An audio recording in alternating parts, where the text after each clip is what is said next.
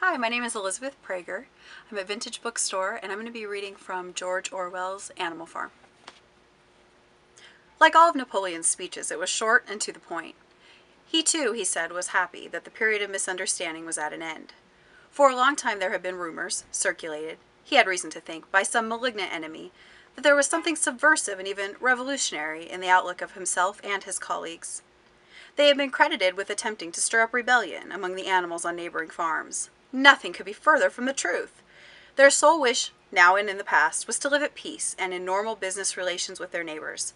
This farm, which he had the honor to control, he added, was a cooperative enterprise. The title deeds, which were in his own possession, were owned by the pigs jointly. He did not believe, he said, that any of the old suspicions still lingered. But certain changes had been made recently in the routine of the farm, which should have the effect of promoting confidence still further. Hitherto, the animals on the farm had had a rather foolish custom of addressing one another as comrade. This was to be suppressed. There had also been a very strange custom, whose origin was unknown, of marching every Sunday morning past a boar's skull, which was nailed to a post in the garden. This, too, would be suppressed, and the skull had already been buried. His visitors might have observed, too, the green flag which flew from the masthead. If so, they would perhaps have noted that the white hoof and horn, with which it had been previously marked, had now been removed. It would be a plain green flag from now onwards. He had only one criticism, he said, to make of Mr. Pilkington's excellent and neighborly speech. Mr. Pilkington had referred to Animal Farm.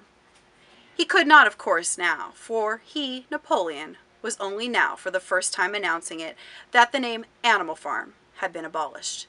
Henceforward the farm was to be known as the Manor Farm, which, he believed, was its correct and original name.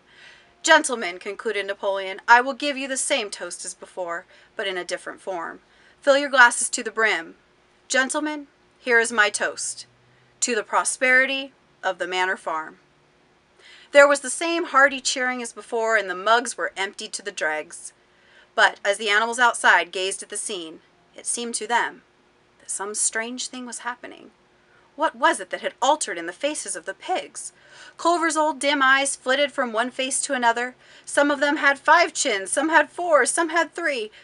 But was it that it seemed to be melting and changing? Then, the applause having come to an end, the company took up their cards and continued the game that had been interrupted, and the animals crept silently away. But they had not gone 20 yards when they stopped short. An uproar of voices was coming from the farmhouse. They rushed back and looked through the window again. Yes, a violent quarrel was in progress. There were shoutings, banging on the table, sharp, suspicious glances, furious denials. The source of the trouble appeared to be that Napoleon and Mr. Pilkington had each played an ace of spades simultaneously. 12 voices were shouting in anger, and they were all alike. No question now what had happened to the faces of the pigs. The creatures outside looked from pig to man, and from man to pig, and from pig to man again. But already it was impossible to say which was which.